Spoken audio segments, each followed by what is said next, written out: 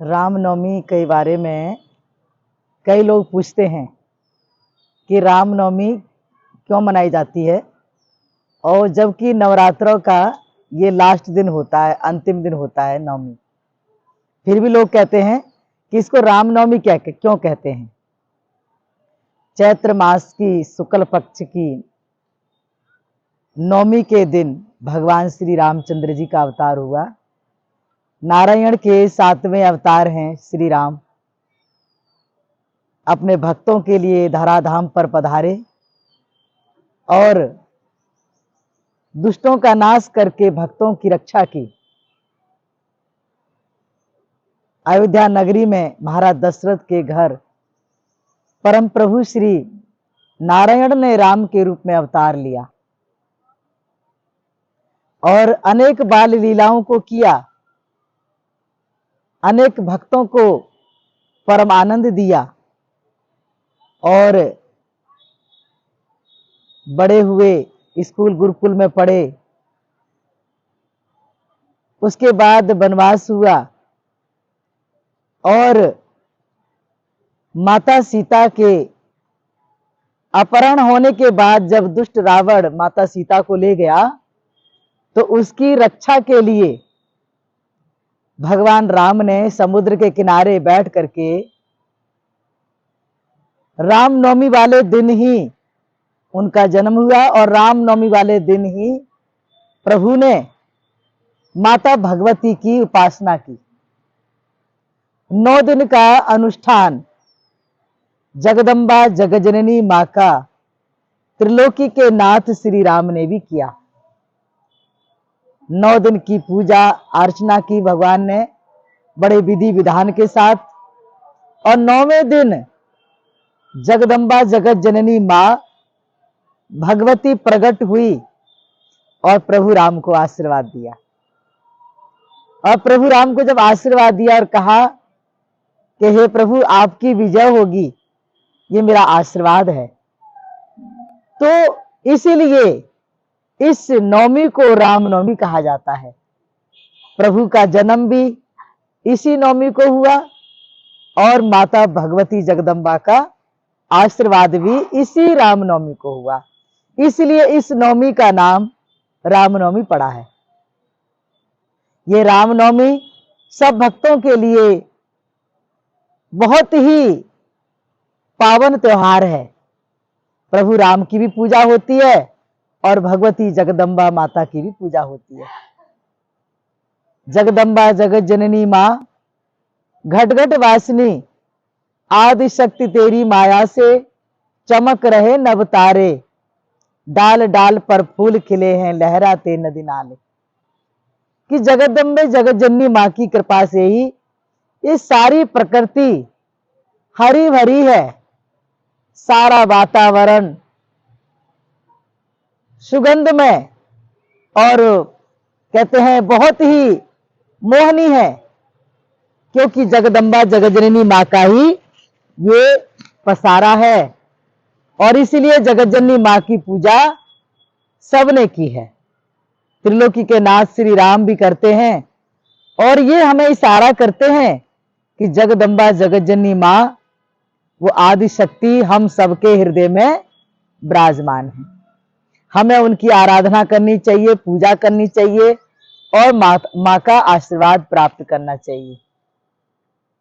और जब मां का आशीर्वाद मिल गया प्रभु राम को, तो प्रभु राम को उस रावण को, उस दुष्ट दलों को मारने में कोई कठिनाई नहीं हुई। मां का आशीर्वाद जब हो जाता है जीव के ऊपर, तो वह छोटे मोटे क्या बड़े से बड़े कार्य कर देते हैं मां के आशीर्वाद से। तो प्रभु राम ने भी मां जगदम्बा जगतजननी मां की कृपा से, उनके आशीर्वाद से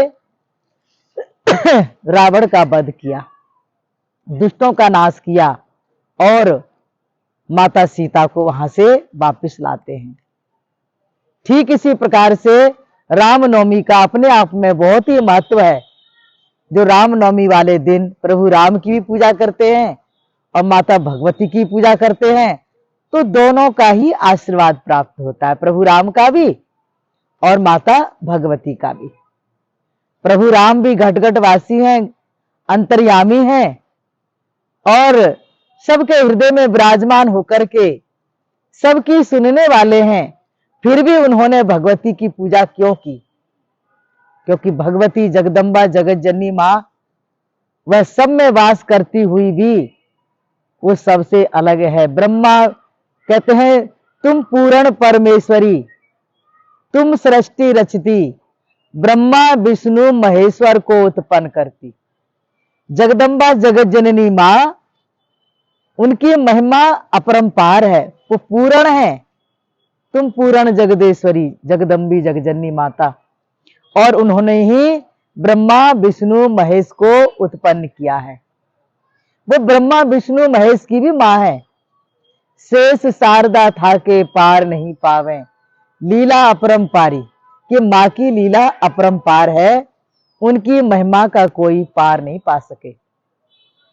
देवी पुराण महाभागवत में लिखा है, जगदम्बा जगत जननी मां ने ब्रह्मा विष्णु महेश को प्रकट करके और तीनों से कहा कि तुम तीनों ही तपस्या करो, मैं तीनों की परीक्षा लूंगी, और जब मैं तीनों की परीक्षा लूंगी, तीनों में से जो पास हो जाएगा उन्हीं के साथ मैं अपना जन्म लेकर के, दूसरा जन्म लेकर के विवाह करूंगी।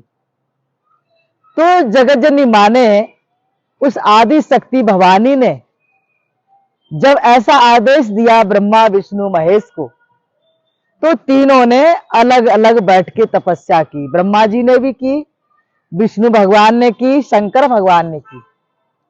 लेकिन वह जगदम्बा जगत जननी का वह बड़ा विकराल और भव्य प्रकाशमय रूप था, जो अवर्णीय था, जो देखने में बड़ा भयभीत कर रहा था। ब्रह्मा जी भी डर गए, विष्णु भगवान भी डर गए, और शंकर भगवान के पास गई माता ने परीक्षा लेने के लिए, तो शंकर भगवान नहीं डरे। तो शंकर भगवान को उन्होंने आशीर्वाद दिया कि जाओ, मैं तुम्हें आशीर्वाद देती हूं कि आपको वर्ण करने के लिए मैं धरती पर अवतार लूंगी। तो जगदम्बा जगजननी मां ने, उस आदि शक्ति भवानी ने हरिद्वार के अंदर कनखल में राजा दक्ष के घर एक सती के रूप में अवतार लिया, एक दिव्य कन्या के रूप में अवतार लिया। और सती माता ने भी कठिन तपस्या करके भगवान शिव को वर के रूप में प्राप्त किया। और वही भगवती जगदम्बा जब देखती है कि राजा दक्ष भगवान शिव का कोई हिस्सा नहीं देते, कोई सम्मान नहीं देते और उनका अपमान करते हैं, तो वही सती माता क्रोध में आकर के अपने शरीर को ही यज्ञ को समर्पित कर देती है। और भगवान शिव को जब पता चला कि सती ने अपने शरीर को यज्ञ को समर्पित कर दिया, तो भगवान शिव आए और उनके शरीर को हाथ में रखा और पूरी धरती पर बड़े दुखी और व्याकुल होकर के भ्रमण करने लगे।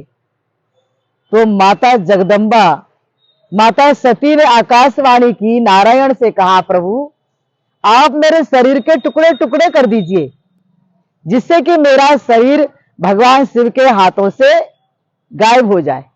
तो भगवान श्री नारायण ने अपने चक्र सुदर्शन से माता सती के शरीर के 51 टुकड़े कर दिए। जहां जहां माता के टुकड़े, शरीर के टुकड़े गिरे, वहां वहां 51 शक्तिपीठ बन गई। और वही सती पुनः राजा हिमाचल के घर में माता पार्वती के रूप में जन्म लेती हैं। और माता पार्वती पुनः भगवान शिव को पाने के लिए कठिन तपस्या करती हैं। माता पार्वती को गुरु नारद मुनि ने कहा कि हे पार्वती, भगवान शिव को पाना चाहती हो तो तपस्या करो, और तपस्या करके भगवान को प्राप्त करो। तो माता पार्वती ने कठिन तपस्या करके पुनः भगवान शिव को प्राप्त किया और भगवान शिव के साथ विवाह किया। इसीलिए ये रामनवमी का ये जो पर्व है ये भगवान राम से जुड़ा है और मां भगवती से जुड़ा है और हम भक्तों के लिए बड़ा ही कल्याणकारी और आशीर्वाद का दिन है। हम भी माता के चरणों में, प्रभु राम के चरणों में कोटि कोटि वंदन करके उनके आशीर्वाद को प्राप्त करें।